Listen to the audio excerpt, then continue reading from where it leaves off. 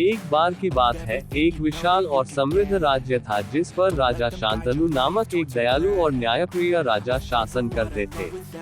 उनकी प्रजा उनसे बहुत प्यार करती थी। राजा के दरबार में वीर नाम का एक सिपाही था। वह अपनी ईमानदारी और वीरता के लिए जाना जाता था। एक दिन राजा दरबार में बैठे थे, तभी एक गरीब ग्रामीण उनसे मदद की गुहार लगाने आया। ग्रामीण ने बताया कि कपटी मंत्री ने उसके जमीन पर कब्जा कर लिया है और उसे बेघर कर दिया है। राजा ने वीर को मामले की जांच करने का आदेश दिया। वीर ग्रामीण के साथ उसके गांव गया। वहां उसने देखा कि मंत्री ने ग्रामीण की जमीन पर अवैध रूप से कब्जा कर लिया है और वहां फसलें उगाई हैं। वीर ने मंत्री को बुलाया और उससे जमीन वापस ग्रामीण को देने को कहा। मंत्री ने वीर को धमकाया और उसे रिश्वत देने की कोशिश की, लेकिन वीर ने मना कर दिया। गुस्से में मंत्री ने वीर पर झूठा आरोप लगाकर उसे गिरफ्तार कर लिया। राजा को जब ये खबर मिली तो उन्हें बहुत दुख हुआ। उन्होंने वीर को जेल में डाल दिया और मामले की जांच शुरू कर दी। उसी समय जेल में वीर की मुलाकात एक कौए से हुई। कौए ने वीर को पूरी घटना सुनने के बाद कहा कि वह उसकी मदद करेगा।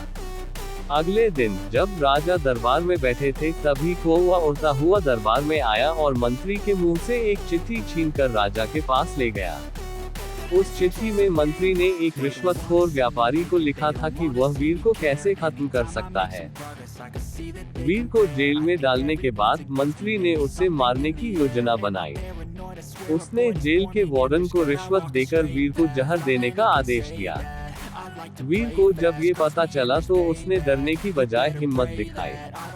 उसने वार्डन को समझाया कि वह निर्दोष है और उसे मारना गलत होगा। वीर की बातों से वार्डन प्रभावित हुआ और उसने उसे जहर नहीं दिया। जेल में रहते हुए वीर को एक कौए से दोस्ती हो गई।